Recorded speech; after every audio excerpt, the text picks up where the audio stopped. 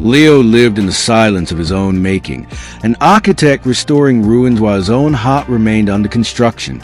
He chose this isolation, until the night the storm washed her ashore, fracturing his geometry forever. She was raw emotion. Sophia didn't just paint life, she absorbed it, messy and passionate. She had come to the villa driven by a recurring vision, a face she had painted 1,000 times but never met.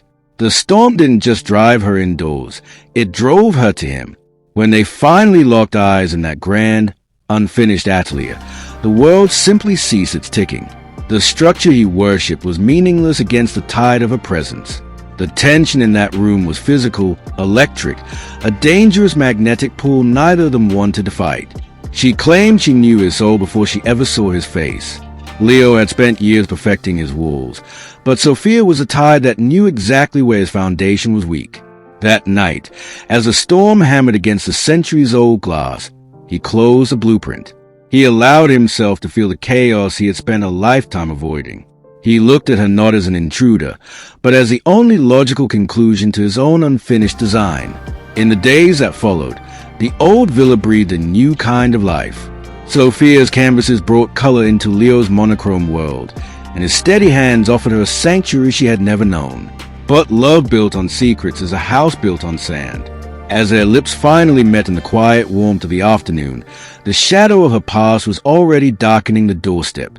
While restoring the villa's eastern wing, Leo's architectural precision uncovered something the blueprints never showed, a hollow space behind the fireplace.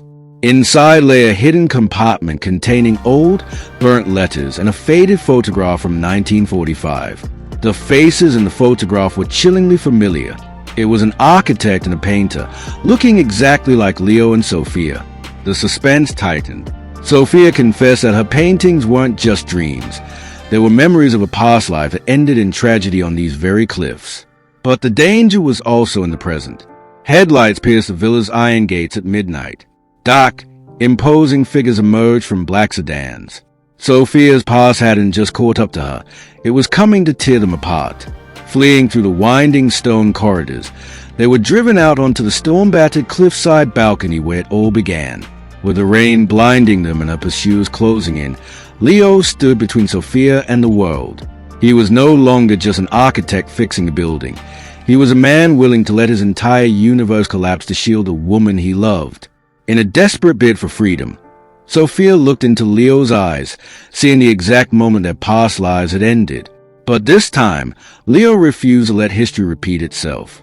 With a brilliant, calculated move using his knowledge of the villa's fragile architecture, he triggered a localized collapse of the ancient stone archway, trapping their pursuers inside the villa and sealing the pass away forever.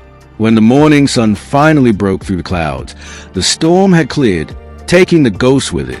Standing on the edge of the sparkling Mediterranean, Leo finally understood. You cannot design a perfect life behind stone walls.